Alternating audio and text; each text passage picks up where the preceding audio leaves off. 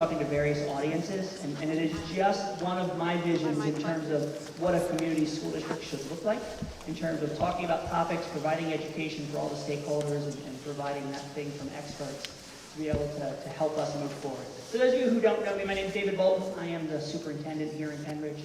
I hope many of you are aware that the district has begun a 2-year goal.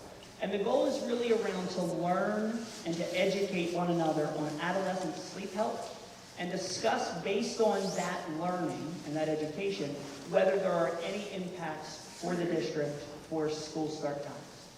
And so there have been no decisions made. This is really part of a process to learn and discuss and to figure out what is right for Penridge. We formed a committee. If you remember, we did a survey. How many of you filled out the survey in the fall? Right, we had a survey. We had almost 2,000 responses to the survey. And of those 2,000 responses, 450 people wanted to be on the committee. So we have started a monthly committee that does not have 450 people on it. But it is a wonderful representation. So I do have to thank Dr. Robarczyk publicly. He's our assistant superintendent for elementary education. So Tony, thank you. He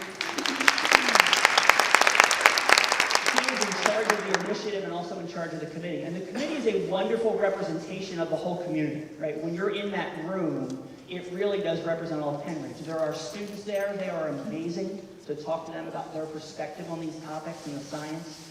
We have parents, we have business owners, we have teachers, we have support staff, we have transportation, we have athletics, right? To make sure, we have superintendents, to make sure that there is a representative group. But beyond that, from the survey, one of the powers of the survey was we also in that room have representation from people who initially would say they are for later start times. We have people who initially would say I'm against later start times. And we have people in the room who were like, I really don't know, I want to learn. And I think that's important in the room as we're having conversations because that's the perspectives of the community. And so that committee is meeting monthly. You can follow their progress on our website. We have a website dedicated straight to this. So if you go to the district website, there's a link where you can just search adolescent health or sleep study or any of those pieces will get you to that website. That website will have all of the presentations from our meetings, all the articles, the resources. There's a wonderful frequently asked question document. Every time we get a question from a community member that we're like, 30 people want to know that, we add it to the list. So that's one place for you in terms of that.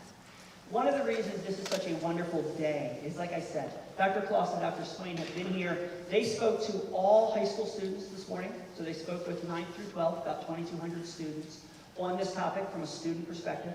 This afternoon, they spent time and spoke with teachers at every level. So they made themselves available and spoke to teachers from the high school, the middle school, and the elementary level. And then tonight, they're making themselves available to the parents and any community members that are able to attend. For those of you who know people who are not able to make it tonight because it's basketball night or whatever happens on a Wednesday night in their lives, we have recorded a student presentation and we will be recording this evening. And so those will be up early next week on the website. So if you know somebody or if there was something you heard tonight that you're like, what was that? You'll be able to get to that from the recordings. So if I can introduce to you Dr. Kloss and Dr. Swain. Dr. Jacqueline Kloss, she is a licensed psychologist and she works for Bryn Mawr Psychological Associates. Dr. Swain, Amanda Swain, is a staff physician and a clinical assistant professor of family medicine and community health at the University of Pennsylvania. They both also are the co-founders of the Behavioral Sleep Medicine Associates. And beyond that, they both have teens and preteens, which means they're living this every day with that. Can you please help me in joining and thanking Dr. Kloss and Dr. Swain?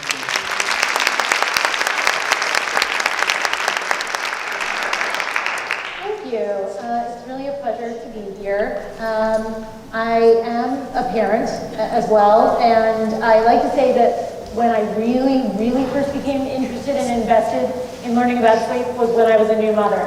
Forget the years of medical school and residency and training before that. It was when I was living a sleep-deprived life that I was like, I need to know more about this. I work with students at the University of Pennsylvania. That is my practice. So I talk to students day in and day out about sleep.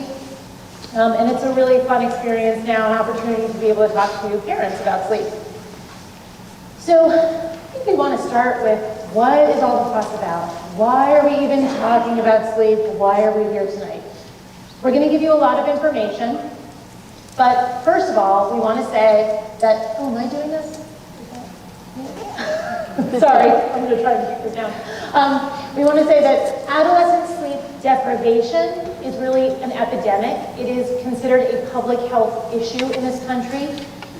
We know that the majority, somewhere around 73% of high school students, do not meet the recommended minimum of 8 hours of sleep each night. That's a minimum. Really, what we're aiming for is somewhere between 8 and 10 hours of sleep a night, which for some of you, and maybe for many of you, is hard to even fathom your child getting that much sleep. But that is actually recommended. That is, biologically speaking, what they need to be functioning at their highest level. What happens as children go through puberty is that they have what's called a delay in their sleep phase, and that is related to their circadian rhythm, what's called their biological clock, which is a process that is happening deep in the brain, and that's what's telling us when we naturally feel sleepy and when we want to be going to bed and when we want to be waking up. And for adolescents, as some of you may have appreciated from your own experience or from your children, they naturally have a shift in that clock as they age. And around the time of puberty, they start to naturally want to go to bed later. They continue to want to go to bed later, probably through mid-high school years is when they really hit their peak of that. It continues through college ages, and then it tends to kind of go back to whatever their natural rhythm will be for most of their life. Not all of their life, but most of their life. So what we tend to see in an average teenager is that they will start to want to go to bed later, then feel comfortable going to bed around 11 p.m. or later in the high school years. That may continue through part of college, and then they'll tend to go back and want to go to bed closer to the average time, which is probably somewhere around 10-ish, let's say. So this is a biological imperative for them. And then on the other side, when they're not able to fall asleep early and they're going to bed later, then their alarms are set for when they need to wake up to go to school, and that alarm clock is waking them up when they're finally getting some really deep restorative sleep. And we know that REM sleep, which is that rapid eye movement sleep, where you're dreaming, is really crucial for the brain. It's where when your memory is consolidating, when you're kind of accessing that recently learned material. There's a lot of emotional regulation that's going on at that time. And we don't want to deprive anyone of that sleep, but we really don't want to deprive adolescents of that sleep at a time when it's so crucial for them to be learning and processing emotions. So we know then that adolescents are really chronically sleep deprived at this really critical time in their developing brain. And that's what we have a problem with, and that's what we're concerned about. There is a ton of research out there, and we could bore you to death if we went through every slide with a research study on it, and we don't want to do that. So we've consolidated this. And so basically, there's a lot of scientific evidence out there that talks about adverse correlates, meaning what happens when students don't get enough sleep, when they are sleep deprived.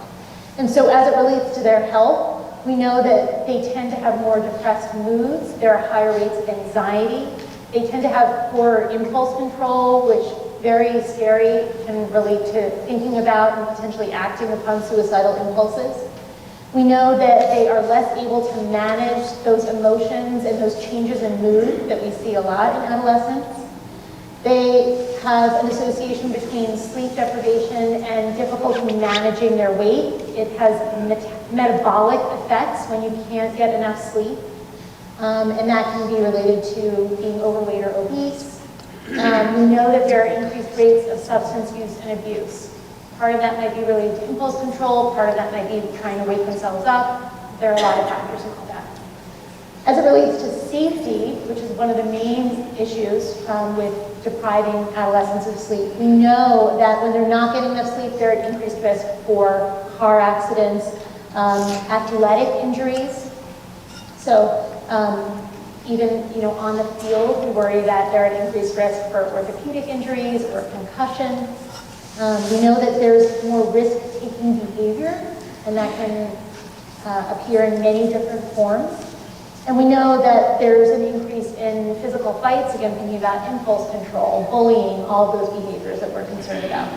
And then as it relates to performance and academic performance, we know that when you don't get enough sleep, it's much harder to concentrate, to pay attention over a sustained period of time. A lot of difficulty with memory. Again, we're cheating them of that REM sleep, and that's when we really want them to be putting those memories together. We know that they tend to not do as well in school, so they're not able to concentrate and study as well, so that is reflected in grades. And then overall, over their entire high school experience, we are concerned about their academic performance. So there are some community position statements out there. Certainly the big names, the American Academy of Pediatrics, the American Academy of Sleep Medicine, and the American Medical Association overall really do recommend that high school start times should be 8:30 or later, right? Because what we're talking about is allowing adolescents to get those 8 to 10 hours of sleep each night. If we don't think that most of them, not all of them, but if we don't think most of them are going to be able to go to sleep much earlier than about 11, and we want them to get at least 8, maybe even up to 10 hours, and if you think forward, when are they going to have to set their alarm?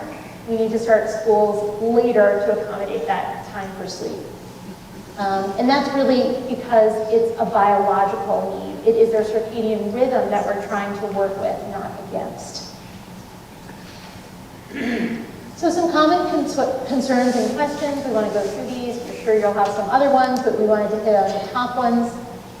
So first of all, don't they just need to turn off their devices and go to bed earlier is a question that we get a lot, and it's a valid one. And the short answer is, sure. We would love for them to turn off their devices and go to bed earlier, right? Shifting school start times is not the only solution to this problem. There are multiple components here. And one of them is using an electronic curfew, right? So probably for most of us, there's a time when we expect our students, or our children, sorry, I come from Penn, students, children, we expect our teens to be home in our house, but we also like to think of electronic curfews. In other words, there's a time when we want them to disconnect from their devices, and that is really important. We know that the blue light, and really any bright light, but the blue light that's emitted from cell phones suppresses melatonin. Melatonin is a substance made in the brain that has multiple interactions with other hormones, but part of what it's doing, its main role, is to induce sleepiness. So we want it to peak at around the time when we want to be going to bed. And if we shove a bright light in our faces, that's sending light through our eyes, and that gets into our brain and suppresses our melatonin level. And that's telling our bodies, oh, hey, wait, no, it's still time to be awake and alert. Don't go to bed just yet, right? So we don't want screens in our kids' faces because that's doing the exact opposite of what their bodies, ideally, would like to be doing around bedtime.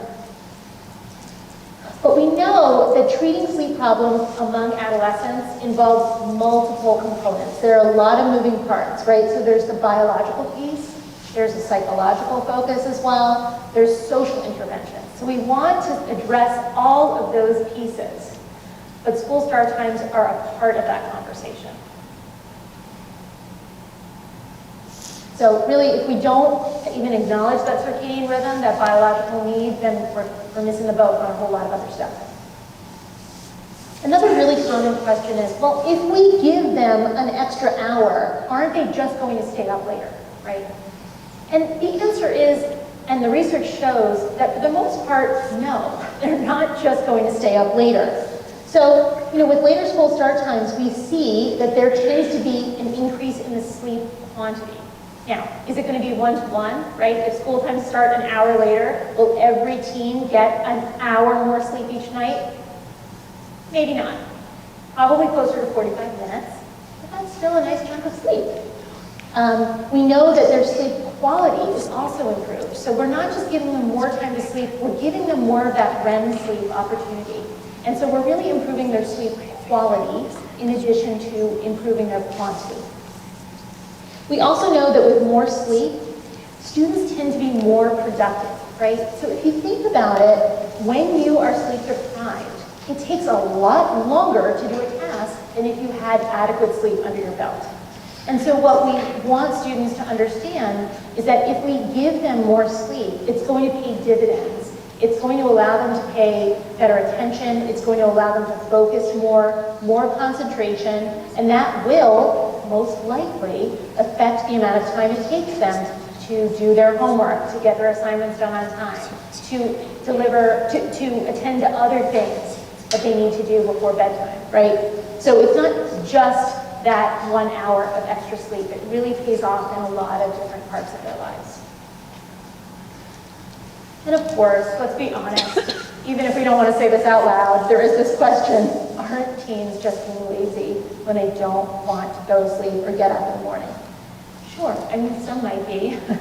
I feel a little lazy myself sometimes on the weekends. But we know that part of this is this biological need. They actually need still 8 to 10 hours of sleep, even if they protest otherwise. And their biological clocks really do make it incredibly difficult for them to fall asleep at a time that we would like them to sleep. Their bodies are telling them that they're not tired until probably around 11 p.m. or even a little later. And so if we're asking them to wake up at 6 a.m. or thereabouts to catch a bus to take them to school, we are, by definition, sleep depriving them. And like I said before, when that alarm wakes them up in the morning, we're cutting off their REM sleep. And one way to think of this is social jet lag. And what I mean by that is what you may have noticed is that oftentimes there's this steady sleep deprivation throughout the week. So Monday through Friday, they're not getting enough sleep, not getting enough sleep. And then they hit Saturday and they feast on sleep, right? It's like the feast or famine. And then they just sleep way late into the day. And then they probably are going to go to bed late Saturday night as well. They're going to sleep way late into Sunday. And then Sunday night comes along, and well, if they didn't wake up until noon, then they're definitely not going to be ready for bed at 11 p.m. And then they go into that next week totally out of whack with what we want their sleep schedule to be. So it's kind of like they flew to California for the weekend, and then they came back for school on Monday. And so they're doing that every weekend. So it's called social jet lag, right? It's like they're passing through different time zones. And that, on top of sleep deprivation, really leaves most people feeling pretty terrible. Oh, I'm going to hand it off to you. Go for it. So just picking up on some of these questions that we're already starting to tackle, and hopefully this will get you thinking about, what are your concerns, what are your assumptions when you look at evaluating this decision for your district. So another question that comes up is, aren't we just coddling them? Don't we need them to prepare teens for the real world? And we're all going to have to get up at some point and get to work by 7:30, 8:30 in the morning. Well, here's some things to think about when we look at this question. Teaching them to value health and establish healthy sleep patterns for a lifetime is preparing them for the real world. One of the things that we've come to learn in the field of sleep research and clinical work, sleep is as critical to health as diet and exercise. It may seem like, oh, isn't sleep just a luxury? And I think teens and adults also need to think about this, that it is a crucial part of our health. It's a main regulator of our health. So when it comes to teens, for the vast majority, this is a temporary circadian shift. And that's something to think in mind when you're thinking about, well, what about the real world when they have to get jobs and be prepared to get early and wake up early? It's something to think about that this is temporary. It will eventually gravitate back to a more normal rhythm where they will be able to sleep, go to bed at night at 10 or 11. I don't know if many of you follow this field at all, but Dr. Wendy Troxel, I love this expression that she has. Waking a teen up at 6 a.m. is like waking us up at 4 a.m. And that's something to really think about. They're in a 2-hour lag of what their natural body rhythm wants to be in. So think about what it would be like. Now, some of you might be in a field where you do have to wake up at 4 a.m. But for the average adult to wake up at 4 a.m., what would that feel like? And then go ahead and go to work and do math problems and read literature and analyze things and take AP courses and et cetera, et cetera. So that's one way of thinking about this in terms of what we're expecting them to do and the time that we're expecting to do these tasks with them. We also have to think about this as a developmental issue. If you consider other health and safety behaviors that are developmentally appropriate or inappropriate as it relates to sleep, Certainly, if you had a toddler, would you think of depriving your toddler of a nap? Okay, if you have a two-year-old, would you think about what would happen if you deprived them of that?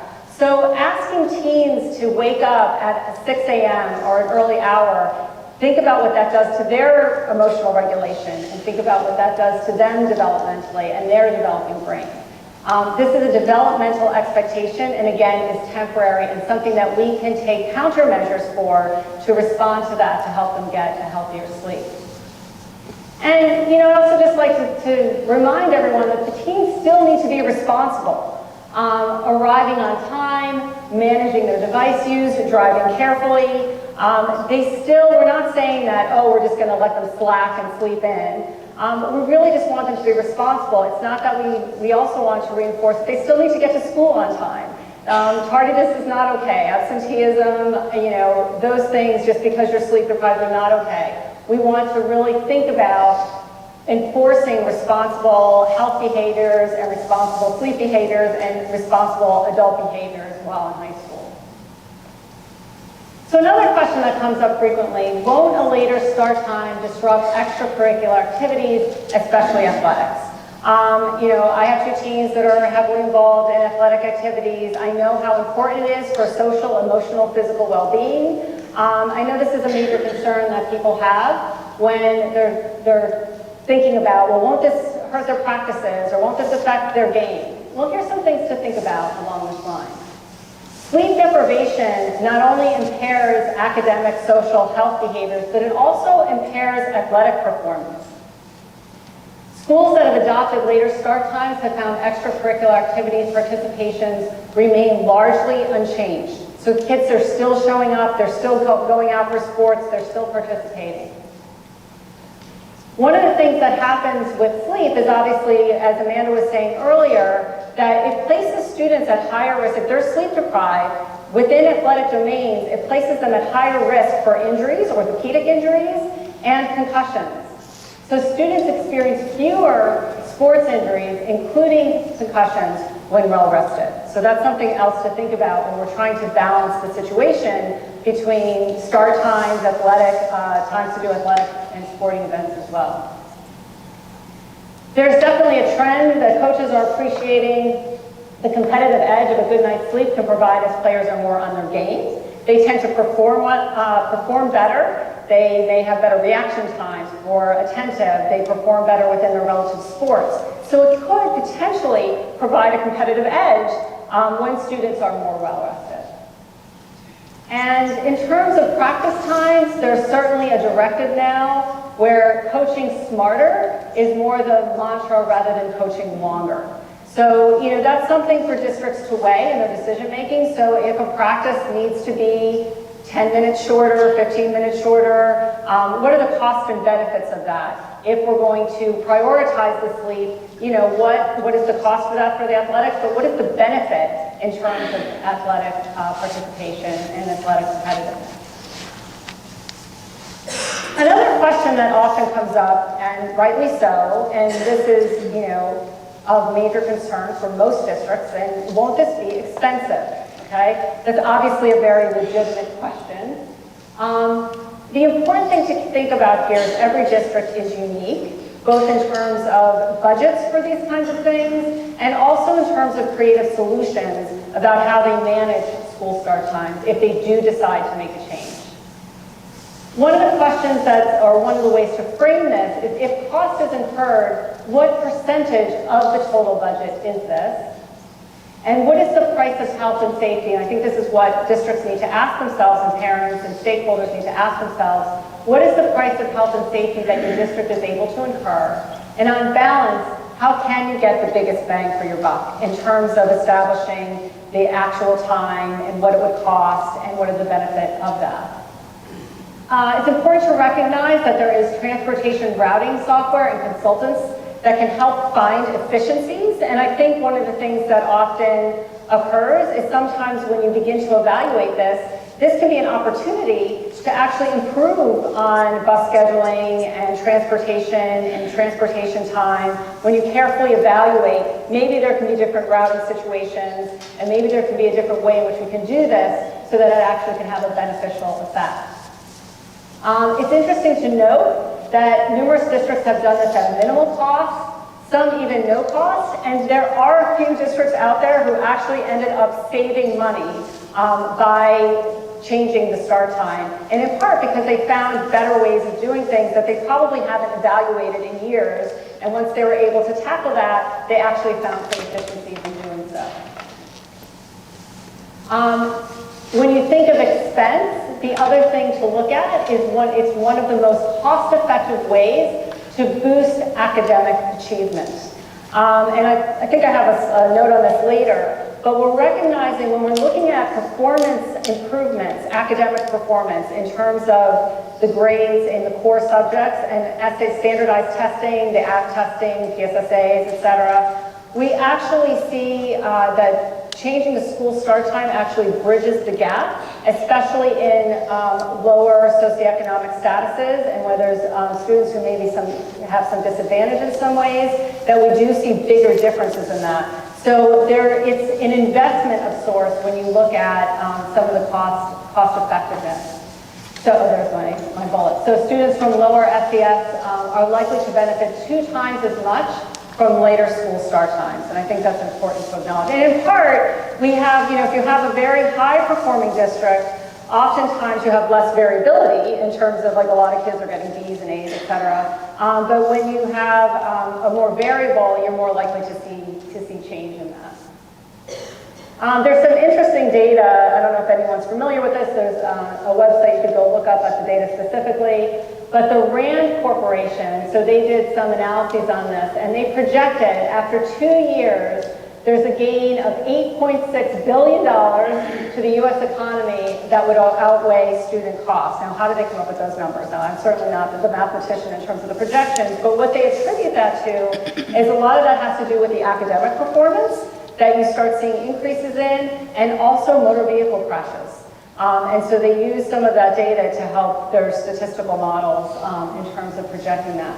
So it's important, again, not to think of just the immediate cost, but what would the cost be over time, and how you're investing in students now, and what that could look like looking outwards. This is a tough one. Won't this negatively affect our working parents? This is always a concern in terms of balancing when a district makes a decision. One of the things that I think is important to consider is certainly we're here in a high school looking at this from the high school student perspective. But I think it's important to recognize that these decisions affect the whole community. You're not only making a change for high school students, it often involves decision making around elementary school students, middle school students, and parents who are already juggling many things with many schedules and just able to kind of make things work under certain conditions, and then you're asking for a change, and that could, bring a lot of anxiety about and trying to think about how to best make this work. But so here are some things to think about. We already said there's no easy answer to this. Finding childcare is always a challenge, especially when you have 2 parents working, or in single-family homes, 1 parent working. It's always difficult to figure out how to juggle this. Some parents may be tremendously helped by this. Some parents may find this difficult. I don't think there's an easy way to say it's going to benefit all or none. It's going to affect people in different ways.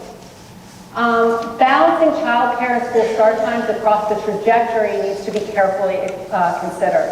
And I know one of the things that when we did this, I'm housed in Radnor Township School District, and I know when our district went through this, I think what's really important, which we all had to think about, and this is hard when you have little ones, you don't want to see them growing up, and I think that's kind of, you could get stuck in that mode where, like, what does it look like now? But I think it's important to think about across the trajectory what's going to derive the most benefit from the most kids in terms of their health and wellness. So although you might not be thinking about this as an elementary parent at the moment, it's important to think that your kid is going to grow up, and they are going to be in high school at some point, and what is this going to look like across the trajectory? Not only in the moment as you're trying to juggle things, but over time, and how is it going to affect your child? Just because you're not seeing it now doesn't mean in a few years from now that you might not be confronting this. That's my point there. I also think that it's important to recognize that this is a community effort to work out glitches and to determine the best resources. That it is not just, we all recognize that high schools and school districts occur within a community, and there are child care providers in that community, there are other stakeholders in that community, there's high school students that have jobs in the community. There's a lot of different aspects to this, and I think, I'm not saying there's a right or wrong here, just pointing out that this is a community issue and something that needs to be carefully deliberated among people who will have that ripple effect in the community. And it also could be a great resource. People tend to be really creative. There's all kinds of creative solutions, even high school programs where students could possibly help out with childcare for younger kids, and different kinds of arrangements that can be made that people can get creative about in terms of wrestling and grappling with the way that this could affect families and when they have to juggle working parents and childcare, etc. The other thing that comes up, because I think one of the reasons I bring this up, one of the things that would happen when high school students get out earlier, sometimes they would take care of the younger siblings. They might be there to help their kids off the buses and help the kids manage some of that time until parents got home. The other thing that's been brought up, or another issue that's been brought up, sometimes there's a counter concern that leaving teens unsupervised from 2 o'clock in the afternoon until 6 or somewhere in between there, that's also a concern. So that's something to think about too, that getting out earlier isn't always beneficial in terms of supervision for kids and teenagers.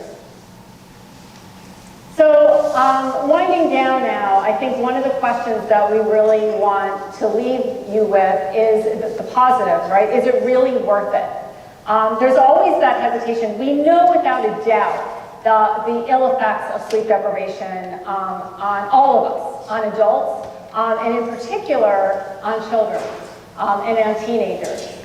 The good news is when they started, now we've only looking at these studies over the past several years, but what we're beginning to see is the associations between delayed start time. So when people have started later and made these changes, there's a whole host of beneficial outcomes that you would hypothesize, but now we have a growing amount of literature and science to back that up. Probably the most replicated findings are that you do get increased sleep duration. So that's what we're looking for, right? We want to make sure that our public health, our intervention, our change in policy actually results in the change that we're hoping for.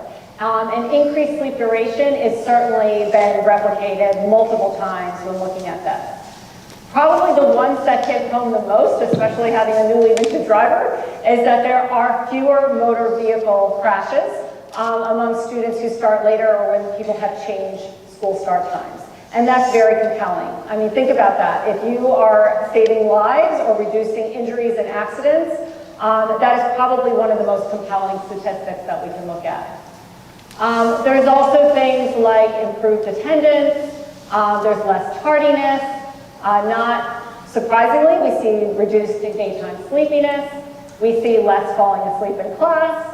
Also compelling is fewer depressive symptoms, including things like suicidal ideation. I know that is a rising concern. And the mood regulation, and I would say in many districts, the mood regulation and depressive and anxiety symptoms and the reduction we see in that may even be more important than looking at the grades and the academic performance, just because we know the consequences that have on that. And again, while there's some evidence an increase in GPAs. I've actually just read something today about graduation rates. I think there's a 10%, didn't have time to get on the slide, but you're seeing an increase in graduation rates. That also improves. But there's no, at minimum, there's no adverse impact on academics. Again, you'll probably see most where you have lower performing students. That's where you see the greatest difference. And you do see some difference in standardized test scores, where you had a little bit more of that variability. And finally, decreased health center visits. We know that sleep deprivation affects the immune system, and just simple things like catching a cold and flu, et cetera, that we do see a boost in that as well. Now, there's not any, I will say, just to frame the data, it's not like you have 100 studies that show all of these differences all the time. But this is accumulated data that we find from numerous studies, and the ones that we've been able to, not me personally, but we're seeing replicated over and over again. I put this slide up here. There's a great resource called the Start School Later website, which is designed by the Regional Adolescent Sleep Need Coalition, RASNAC. But they update, so if you Google Start School Later, I think that's their school, yeah, Start School Later, you will find all the districts in Pennsylvania and counties of places that are exploring and have looked at this, just so you know you're not alone. This is something that is not only statewide. In fact, there was just a manuscript submitted. The Joint Commission has published a manuscript on all the literature of the Commonwealth of Pennsylvania. They got researchers together. They have a lot of school administrators together that produced a document that documented the science and the strategies and the obstacles that people have been able to overcome in doing this. But just so you get a sense that this is a larger movement, this isn't just your district, but these are all the different places locally that have been, relatively locally, that have delayed their start times, that have made a change in their start times. So where do we go from here? I think, what Amanda was saying earlier, I know this is a little busy slide, and I'll highlight a few things here. Changing school start times is what I would say one of the things that you can affect the most students with one policy change. But it's not a panacea. I think you don't want to walk away here and say, oh, we're going to change school start times and all their sleep will be better. It is probably the most essential thing and the thing that's most needed in order to address the biology of our students.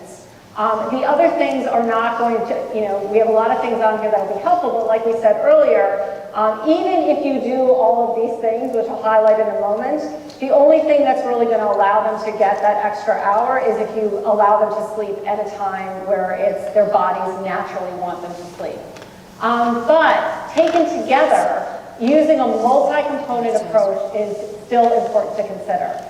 So there's a few things we put up here just to highlight. So unplugging your screenager, setting electronic curfews, helping teens manage stress and addressing mental health issues, that certainly can play into. Anxiety and depression can certainly play into sleep and sleep problems. I think it's important to monitor workload and homework requirements and policies. Even little things that I know we looked at in our district, which are still trying to work out. What time are assignments due? If they're due at midnight, should they be due a little bit earlier? What kinds of things, how much homework are we giving students? Because that can certainly exacerbate the problem. So monitoring workload. Keeping a regular sleep schedule and napping strategically. And the one little tidbit of advice your recommendation that we often make, the more regular you can help your students sleep, not only during the week, which is kind of enforced by the schedules we have, but even on the weekends, keeping them within an hour, and I know that's really tough, but what happens is, if your teen is sleeping in until 12 o'clock on a Saturday or Sunday, it's really hard because you need a certain amount of sleep deprivation to build to fall asleep. So Sunday night can be a real challenge if they only woke up at 12 in the afternoon. So really monitoring that can be helpful. Napping is a good countermeasure, so taking a brief nap as early in the afternoon, like right when someone got out of school, can be helpful as long as it doesn't interfere with their ability, like make their sleep worse at night. Some students do well from that. That can be helpful. And just reevaluating priorities, avoiding overscheduling, limiting, if not eliminating, caffeinated beverages. Caffeine's good, we're not against caffeine, but in a modest dose. And making sure, because otherwise they get into this vicious loop, like they can't wake up in the morning, they take all sorts of caffeine, and then they can't sleep at night, and sometimes use other things, taking Benadryl or taking other kinds of things to help them fall asleep to override the caffeination that they've taken during the day. And that can get into a very vicious cycle. So being careful to monitor the amount of caffeine that they're taking. Preventing and avoiding drowsy driving, I think we spoke to that. I presented to students with a statistic this afternoon. Less than 5 hours of sleep, and unfortunately some students are getting less than 5 hours of sleep on occasion, is equivalent to driving drunk. They would be at the legal limit, 0.08. And I've done a lot of studies with that, with driving simulators and such. And that's really striking to think about that. And there are students who pull all-nighters and studying for tests, and then they're junior drivers. So it's not like they have that experience. I mean, it's bad for us too, but it's something to think about with it. And then while we're here, educating one another, asking the questions, trying to figure out, wrap our heads around this, making sure that all the people that are involved, and however, if you decide to go this route, and if you decide to make this decision, making sure that community members are well educated and involved, and that your students, your faculty from across the board, elementary, middle, high school, are involved in that process and understand the why behind it and understand the effect that it has on them. So I'm going to leave you with this quote. Mary Carskaden is one of the premier researchers in this area. She's internationally recognized. She was one of the first to recognize that the circadian rhythm is indeed delayed by doing studies on melatonin and looking at sleep rhythms. And I think she says this just so poignantly. Given that the primary focus of education is to maximize human potential, then a new task before us is to ensure that the conditions in which learning takes place address the very biology of our learners. And at that note, I thank you for your attention, and I could open up for questions or...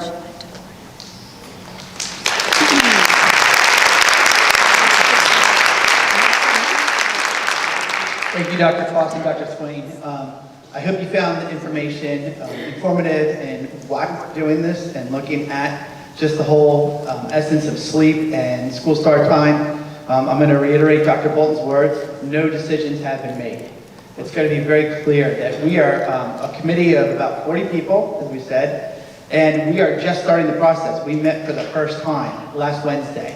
So literally it was an introductory meeting with us going over a lot of this information.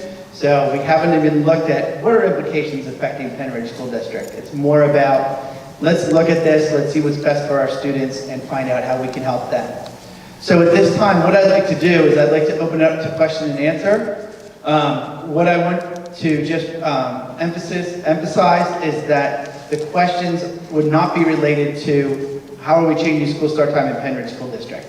Because again, we haven't even started that process to any extent, but more or less about the science and what you did hear about changing school start times. If you have questions from the presentation, from other experiences that the Dr. Kloss and Dr. Swain may have incurred during their practices. So any questions?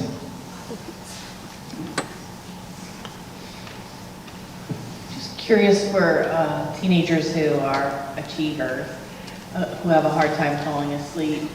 What are your thoughts about melatonin to help them fall asleep? Is that a bad idea or a good idea? Yeah, I'll talk about that. It's like the fourth time I've fielded that question today. And so it really is on everyone's mind.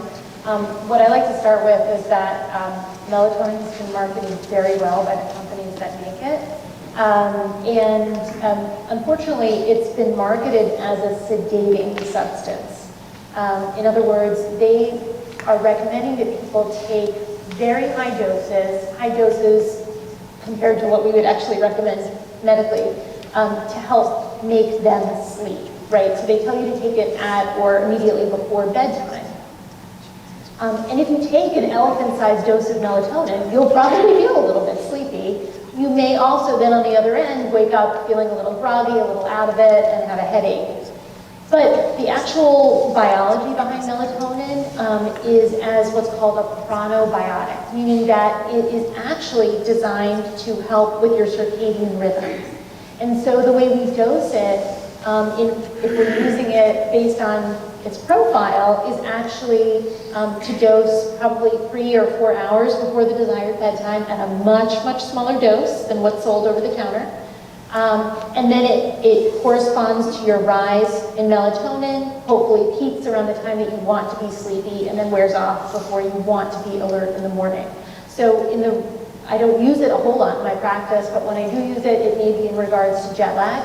So trying to time it to have someone get into a new time zone, or potentially to help students that are very delayed in their sleep times and want to try and bring their sleep times back and anchor them. While we do lots of other behavioral strategies to help them do that, I may use melatonin, but I never recommend melatonin as something that should be making people sleepy, per se. The other concern is that it's a little unclear because there isn't a lot of data, but there is some evidence out there that it may have some hormonal effect. I mean, it is a hormone.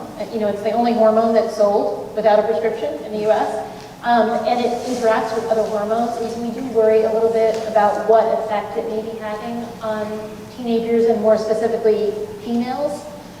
Certainly women of childbearing age. We just don't have a lot of information about that yet, so I really don't like to recommend it in women specifically, to be taken on a chronic basis. And Amanda and I were talking about this before.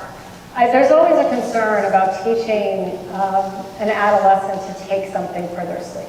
And so it always raises an issue. Now, sometimes it's indicated, and when you have a severe delay, and if it's used appropriately under some guidance of a professional who can help with that. But the idea of you can't sleep, okay, take something, there's always a concern about that and what kind of habits and patterns develop as a result of that.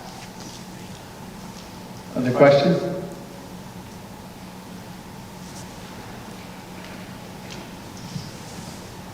I don't. Just want to say thank you for taking the time to discuss this topic. It's very important to us. And just some of the research that I've looked at recently, forgive me, I'm not sure, is it pineal gland? Pineal. Is that pineal? So some of the things that I saw with that in regards to, there's some studies in rodents, which I realize, I'm not sure how much that goes for, but suggested that influences the pituitary gland, which regulates development, growth, puberty, reproduction, stress, blood pressure, energy management, sex organs, thyroid metabolism. So my question is, how much does the medical community, in relation to sleep study, how much does the medical community sort of highlight and, I guess, inform of those things, because that's a big part of this. And, you touch base on that the sleeping isn't, it's not the magic bullet. So, that's one of my concerns, is just that I feel like I don't want people to think that just moving the time is going to be the big factor. I do fully believe that it can be a huge factor, and I do believe that it can have the ability to help people. But just, there's some other things that affect our bodies, and just, you touch base as well as electronics and just the blue light and just how that affects, when we're staring at a screen, it's just from our face at 10, 11 o'clock at night. Obviously that's not producing, it's not helping to produce melatonin and just, all those factors. So I guess, how much does the medical community, sort of connect that to the study? I mean, I think the medical community is, I can't speak for the entire medical community, I suppose, but I think certainly among those that are either in sleep medicine or those that treat children or adolescents, there's certainly agreement that there is a very complex interplay among many hormones coming from different parts of the body, and how those influence each other and how those influence sleep is still not completely understood. But, before we came in, I was saying to Jackie, that there's one way to look at it, which is like, well, if we could just say, for every high schooler across the country. We're going to enforce electronic curfews. We're going to protect the bedtime environment. We're going to do all of these other behavioral strategies to address sleep. We're going to make sure that they get physical activity every day. We're going to monitor their meals and make sure we schedule those appropriately. If we could do all of those other behavioral things, maybe we wouldn't necessarily need to focus on the start school later piece, right? Maybe we could accomplish it with all of these other things across the board. But, oh my gosh, I don't know how we're going to regulate all of those other pieces, right? There are lots of pieces that play into that biology part of this issue. I don't know how we're going to regulate all of those other pieces when we have this one piece, which could actually be regulated in a fairly consistent way across the country to affect every teenager, right? So it's kind of hard to make a case like, what's the low-hanging fruit here? Well, the lowest hanging fruit is making some kind of a public health policy, as actually they just did in the state of California, whereas as of the school year of 2022, every high school in California will actually have to start at 8:30 or later, right? That is a sweeping change. That is a huge public health policy. And that's going to have a huge effect over many thousands of students, right? And we could say that all of those behavioral changes may equal that effect, but that's a lot harder to regulate and enforce. And I would even add that even if you do all of those behavioral changes, I would still say you're probably still going to struggle with that student getting enough amount of hours that they need each night. Because even if you do all of those things, if your student can't fall asleep before 11, then you're really stuck. And that's really what we're seeing in the majority. Not all students, I think it's important to recognize, not every single student has this much of a delay. There's going to be a variability. Some students can't fall asleep until 12 or 1 a.m. And some students might fall asleep at 10. Like you might just have the anomaly or the lower rates of that as well. The earlier ones, you could make an argument that that's okay. They could still get up in the time that they get up in the morning, get their homework done in the morning, and then go on. It's just that's the rarity. So this addresses it for the majority of students as one effective way that can help the most number of people. Since we're in the, I guess, early stages of this, a very compelling argument, but I feel very one-sided. Are there other behavioral scientists, doctors, sleep study specialists who actually counter some of this? Or does this seem to be a consensus throughout the community? And then two-part, I guess, how would this interact with middle school, elementary school, and so on for parents who have kids throughout the ranges? And I would say, well, to the first question, I mean, so typically what they do, you know, when the American Academy of Pediatrics or the American Academy of Family Physicians or the American Medical Association or the American Academy of Sleep Medicine, when they put out a consensus statement, it basically means that they've had many, many people combing through the available data and making some kind of conclusion. Now, does that mean that there are no studies out there that may counter some of this? Absolutely not. But what it's saying is they've looked through the available data and they've seen that overwhelmingly the data supports what then they go ahead and make a statement about. So are there some studies out there that may have contrary arguments? I'm sure there are. But they are much fewer and far between than the overwhelming amount of evidence that then that consensus statement is based on. And then regards to the second part of your question about middle school, elementary school, and I think it was in one of the slides that they presented tonight, every community is so unique. And that's the purpose of putting together a committee to really study those implications. Because we got to make sure because no decisions have been made, if we did something, it would have to make sure that we're doing it for the good of the community. We're just not going to make a rash decision that, you know what, forget about those elementary folks, we're just going to make the kids go to school at 7 a.m. now, or 7:15, like the high school kids did. That's not the objective of the committee. The objective of the committee is to seriously sit down and go through scenarios and understand every and all implications that can be impacted for students, parents, and the community as a whole. So that's the goal. Other questions? Having spent the day with students, can you speak to the student perspective on this topic? And to the administration, are there any students on the committee? I can answer the first part quickly. We have 8 students currently on the committee itself, ranging from 9th grade through 12th grade. And we're hoping to hopefully bring on a couple of the middle school students as well, knowing that this will, if we did something, it would eventually impact them. In terms of, well, I think it would be nice to sit down with your school community and see, like, the way we met with them today was in a forum like this. So we basically gave them a presentation. I didn't get to talk to any individually. I could speak to our community at Radnor in terms of hearing from our students. You're going to get a mixed bag. I think you're going to get a mixture of they're afraid of how is it going to affect them and their current priorities. I think it's important where we look at education, and that's where we started here today, to educate them about why this is so important about sleep.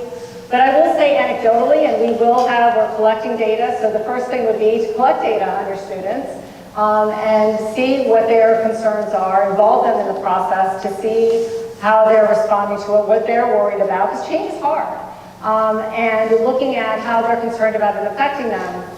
But I will say anecdotally, I've had a number of experiences with students where first they were questioning it and they just feel a lot better. After basically they're feeling better, they tell me they're eating breakfast in the morning, they don't feel as tired at the end of the day. Now, that's anecdotal, that's one-on-one, the things that I will hear. But it's important to collect that data and I think involve the students in terms of what they're responding to. And also looking at their concerns. Because a lot of times they might be concerned about a sports activity or an extracurricular activity or how that's going to affect different things. And a lot of the things can be addressed by their faculty or by their high school policies, etc. So I think it's really important to figure out what they perceive. It's one thing to see what we perceive as obstacles, but I think it's important to involve them to understand what those obstacles are. But I would say that we've gotten really good feedback, and once there's education in place, and they're involved in the process, you can get a much clearer picture of where they're at in terms of helping them, A, understand the priority, and B, if you do decide to make any changes, help them be involved in that process. I'll speak to college students. I will say, unsurprisingly, 8 a.m. classes are not popular. And that's a captive audience. I mean, some of them can literally roll out of bed and walk across the street and get to class. So, yeah, those are 18 to 21-year-olds, but unsurprisingly, they are still not enthusiastic about getting up that early in the morning. And just to highlight, the presentation to the students earlier this afternoon did not speak as much about school start time. It was about the education of sleep hygiene. We really wanted to focus on helping them to better understand how they can improve their sleep hygiene, because really, yes, they're going to have a say in regards to what we're talking about school start times and wanting to know their opinions and everything, but we want them to take action now and helping themselves to just get better sleep as much as they can. So, other questions? We have time for one or two.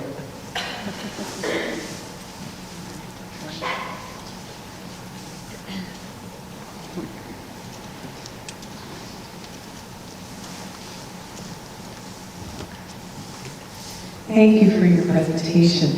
I just wondered, with the schools that went with the delayed start time, what was the impact on student performance? Is there data around that, if there was a significant difference before and after? Do you mean on their cognitive, like yeah, so when you look at the literature and you look at a lot of the reviews of the literature, I spoke to that a little bit earlier, where you're going to see there's some evidence on grades in core courses. There's some evidence on standardized tests. Sometimes you see no difference when you have higher performing schools, but there seems to be the most difference when you have that more variability or lower performance students. That's what we kind of know so far. But there are definitely studies emerging where we can find studies on GPAs improving, standardized test scores, graduation rates, and that kind of thing. I think where the research is probably more needed, but where I would expect and where we would see change based on the sleep literature as a whole are things like, and not so much on grades, but things that lead to grades, like attention and memory consolidation, being present and engaged in the classroom, which are a little trickier to measure in a high school situation, but that's where we have seen that across the board when we look at changes in sleep. When we intervene with sleep, we definitely see those changes with no reason to think that they wouldn't be. We have time for one more. Down front.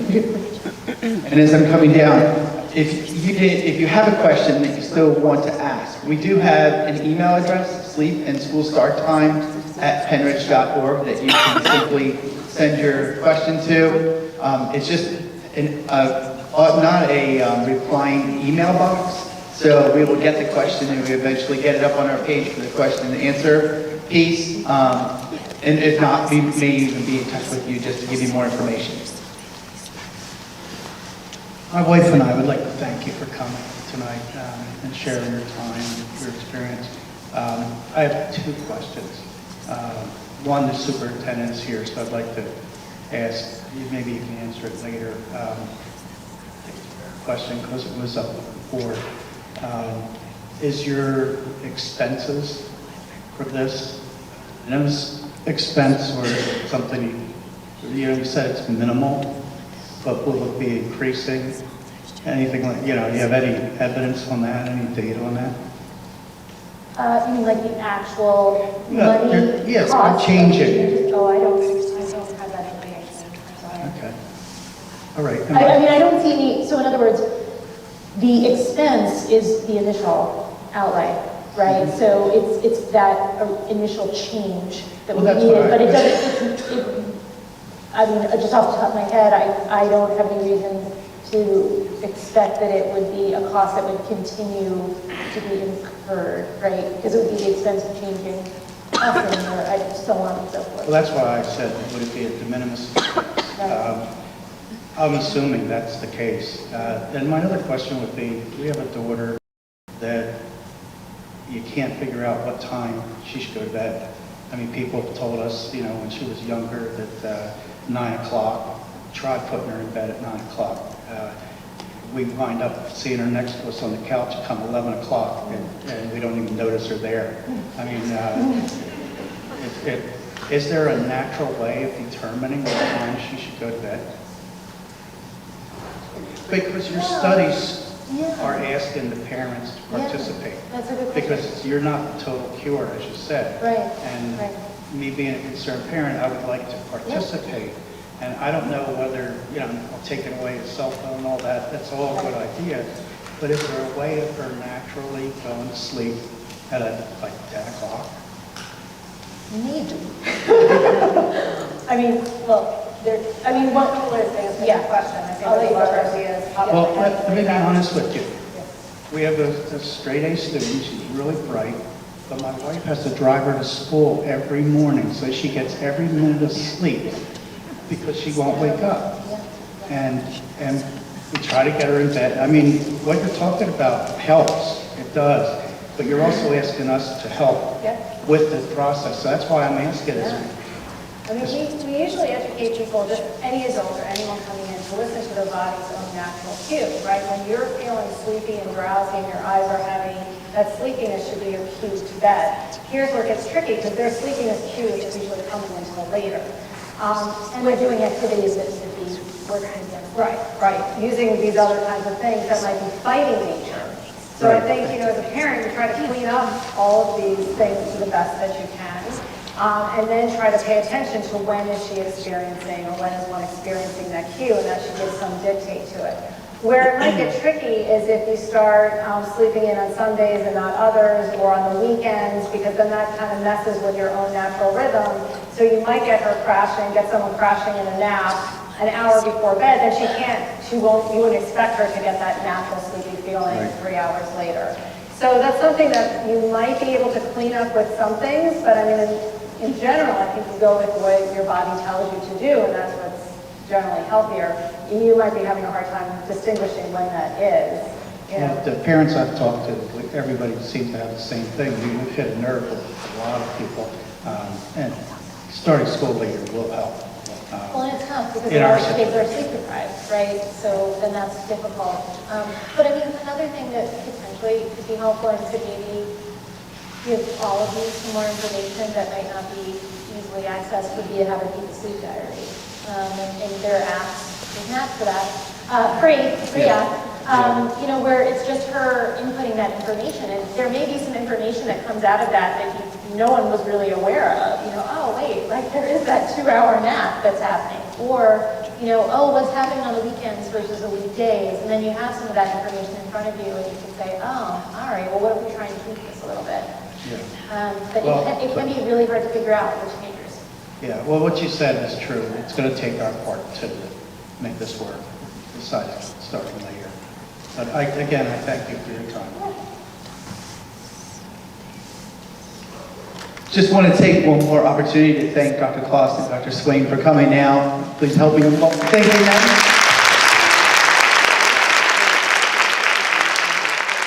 And again, if you have any questions or comments you would like to share, feel free to use that email address, sleepindschoolstarttime@penridge.org.